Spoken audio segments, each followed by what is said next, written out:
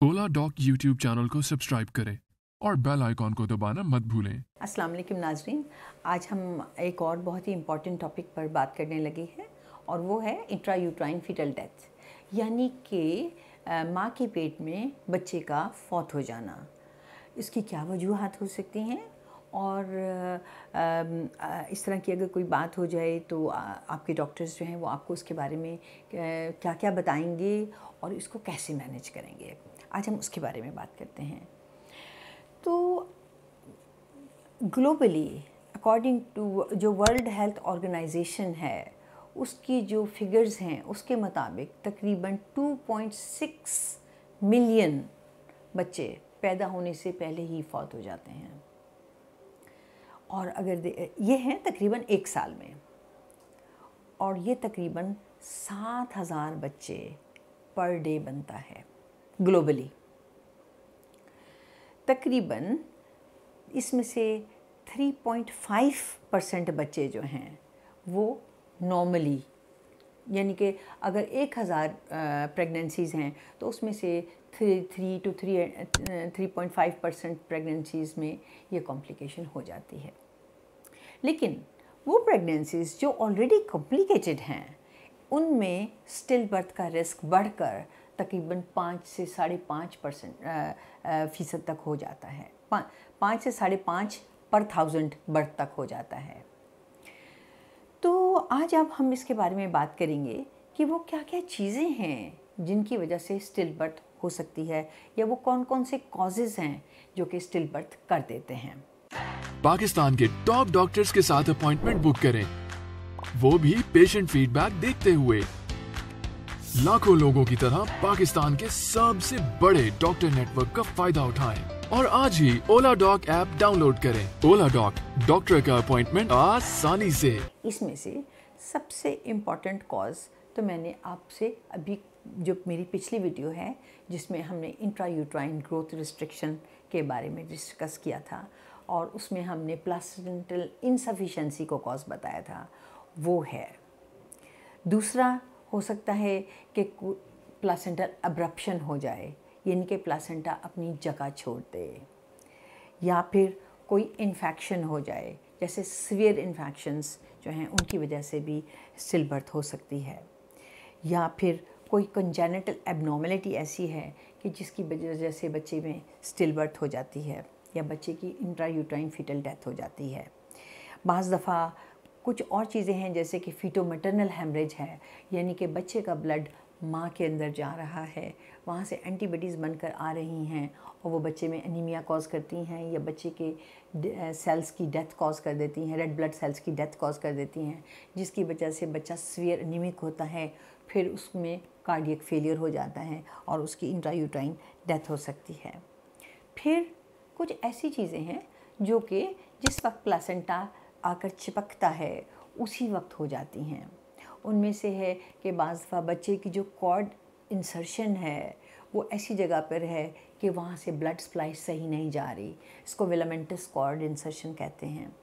यानी कि ये जो प्लासेंटा का मेन बल्क है उससे हटकर है और सिर्फ मेम्ब्रेन्स पर लगी हुई है। बाज़ दफ़ा क्या होता है कि जो बच्चे की कॉर्ड है वो मेम्ब्रेन्स के ऊपर चिपक जाती है और वो उस जगह पे होती है जहाँ पे और उसकी जो वेसल्स हैं वो वहाँ से गुजर रही होती हैं जहाँ से बच्चे का रहम का मुंह है, यानी कि जहाँ पे रहम का मुंह है। तो अगर वो रहम के मुंह के ऊपर से गुजर रही हैं और अगर वो औरत लेबर में जाती हैं तो क्या होता है कि वो मेम्ब्रेन्स वो वेसल्स पहले रप्चर कर जाती हैं क्योंकि वो सामने होती हैं, और जब वो रप्चर हो जाती हैं तो बच्चे का सारा ब्लड उसमें से ड्रेन हो जाता है और बच्चे के अंदर डेथ हो जाती है। ये कंडीशन कहलाती है वासा प्रीविया। आमतौर पर अब जैसे जैसे साइंस तरक्की करती जा रही है हमें इसके बारे में आमतौर पर पहले पता चल जाता है। अगर हम अच्छे अल्ट्रासोनोग्राफर से अपना अल्ट्रासाउंड करवाएंगे इनिशियल स्टेजेस में तो हमें आमतौर पर वो बता देते हैं। कभी कभार और कॉर्ड एक्सीडेंट्स हो सकते हैं कि जिसकी वजह से बच्चे की पेट में डेथ हो जाती है, जैसे बच्चे का कॉर्ड जो है वो बच्चे के गर्दन के गिर्द बहुत ज़्यादा दफ़ा बहुत टाइटली हो जाए, कभी कभार वो भी ऐसा कर सकता है। अगर कॉर्ड सिर्फ एक बार बच्चे की गर्दन के गिर्द है तो आमतौर पर वो बहुत नॉर्मल सी बात है। तकरीबन 30% बच्चे जो हैं जब वो पैदा होते हैं तो उनकी गर्दन के गिर्द कॉर्ड होता है, तो इसमें घबराने की कोई बात नहीं है। और इसमें ये नहीं सोचना चाहिए आपको कि हम नॉर्मल डिलीवरी नहीं करा सकते, क्योंकि एक दफ़ा या 2 दफ़ा के बच्चे के गिर्द कॉर्ड होने से नहीं कुछ मतलब कोई ऐसी कॉम्प्लिकेशन नहीं होती। अगर खुदा न खास्ता वो कॉर्ड टाइट होना शुरू होता है तो उसका पहले ही पता चल जाता है, क्योंकि बच्चे की हार्ट बीट ड्रॉप करना शुरू होती है और फिर आपकी डॉक्टर आपको एडवाइस करेंगे कि हम आपका सिजेरियन कर देते हैं। उसके अलावा कुछ केसेस ऐसे भी होते हैं जो कि अनएक्सप्लेन्ड होते हैं, यानी कि जिसके बारे में हमें पता ही नहीं चल पाता कि आखिर बच्चे के अंदर फौत होने की वजह क्या है। यानी कि बच्चे का वज़न भी ठीक बढ़ रहा है, उसके गिर्द पानी भी ठीक है, उसके जो ब्लड फ्लो सप्लाई है वो भी बिल्कुल ठीक है, लेकिन फिर भी बच्चे के अंदर डेथ हो गई है। और वो अगर देखा जाए वो बिल्कुल नॉर्मल लुकिंग है, उसके अंदर कोई एक्सटर्नल एबनॉर्मेलिटी भी नहीं है। तो उसको अगर हम कोई भी कॉज ना फाइंड आउट कर सकें तो फिर हम उसको अनएक्सप्लेन्ड फीटल डेथ कहते हैं। कभी कभार बच्चे की डेथ जो है वो यूट्राइन रप्चर की वजह से भी हो सकती है, जैसे कि अगर आपका पहले 2-3 सिजेरियन सेक्शन हुए हुए हैं, फिर आप लेबर में चली जाती हैं और खुदा न खास्ता आपका रहम जो है उसका स्कार जो है वो फट जाता है और बच्चा जो है वो पेट के अंदर डिलीवर हो जाता है। और फिर चूँकि अगर इमीडिएटली उसको बाहर ना निकाला जाए तो विदिन 10 मिनट उसकी डेथ हो जाती है। तो ये भी एक कॉज हो सकता है। फिर हम आते हैं मल्टीपल प्रेगनेंसीज़ की तरफ, जो कि आपने मेरी ट्विंस वाली वीडियो में देखा होगा। मैंने आपको काफ़ी डिटेल में उसके बारे में बताया था। जैसे मोनोअम्नियोटिक प्रेगनेंसीज़ हैं कि जिसमें एक ही सैक के अंदर 2 ट्विंस हैं, अगर वो आपस में एक दूसरे के गिर्द बल खाते रहेंगे तो कॉर्ड एक्सीडेंट्स हो जाएंगे और उनकी अर्ली स्टेज में डेथ हो जाएगी। ठीक है। फिर आ जाता है एब्रप्शन।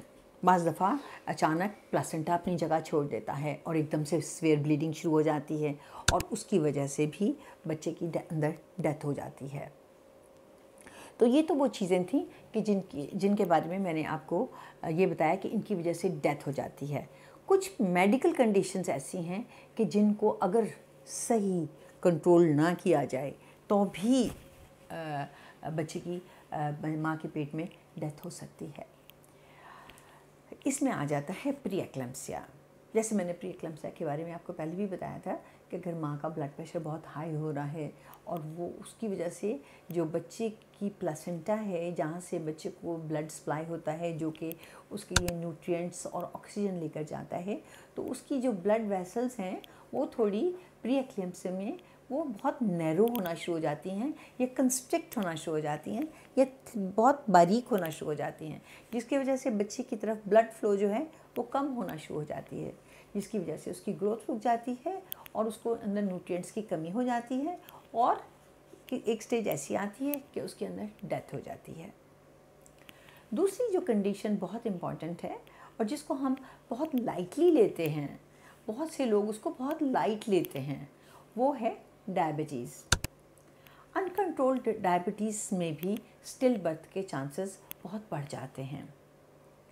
अब डायबिटीज़ में क्या होता है कि जो बच्चा है उसका वज़न तो बहुत अच्छा बढ़ रहा होता है, उसके गिर्द पानी भी बहुत होता है, बाज़ दफ़ा तो पानी ज़रूरत से ज़्यादा हो जाता है।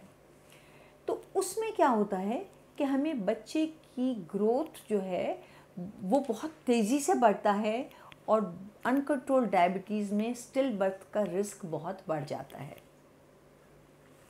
तो हमें ये खुश नहीं होना चाहिए कि जी मैं तो कोई बात नहीं, मुझे शुगर है तो क्या हुआ, मेरे बच्चे का वज़न तो 4 से 4.5 kg के करीब है तो बच्चा तो बहुत अच्छा ग्रो कर रहा है।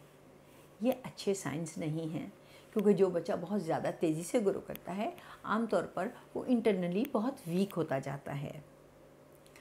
फिर कुछ और चीज़ें हैं कि जिसमें बाज़ दफ़ा स्टिल बर्थ हो सकती है।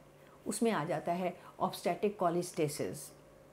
तो ऑब्स्टेटिक कॉलिस्टेसिस अगर आप डेवलप कर लेती हैं तो आपकी कंसल्टेंट जो हैं वो बहुत क्लोजली आपका फॉलोअप करेंगी, आपको वो मुख्तलिफ़ दवाइयाँ देंगी जिनके ज़रिए आपके बाइल एसिड्स को वो कंट्रोल रख सकें। उसके अलावा वो आपको डिलीवरी ऑफ़र करेंगी अराउंड 37 वीक्स। तो अगर आप ऐसी कोई भी कंडीशन डेवलप करते हैं तो आपको चाहिए कि आप अपने डॉक्टर के मशवरे पे ज़रूरी अमल करें। शुक्रिया।